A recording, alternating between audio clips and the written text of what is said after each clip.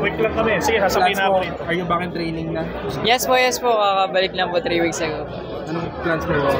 Yeah, Asian Championships, World Championships, tsaka SEA Games po.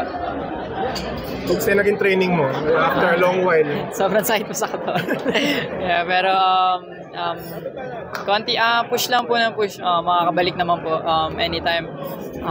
Pero mabagal lang para hindi ma-aksidente din po or ma-overdue po sa practice. Anong unang mong tournament? Asian Championships. Asian Championships. Yes. Kumusta naman yung, siyempre, ang taas ng expectation sa'yo dun sa tournament na yun? Para sa akin po, bilang atleta, mahirap maging consistent. Pero itatry ko po yung best ko na makabalik po sa stage. And syempre,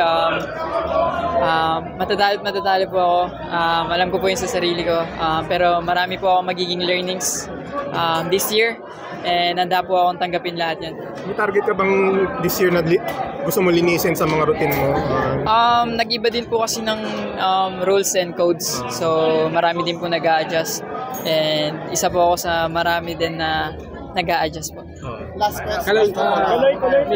Medyo matagal yung pahinga mo. Do you think parang na-replenish ka? Yes po. Mentally, physically? Yes po. Sobrang na-refresh. Daming realization. Dami ring learnings outside gymnastics. And mas eager po na bumalik sa practice po. And makabalik sa mga competitions po. Maraming salamat.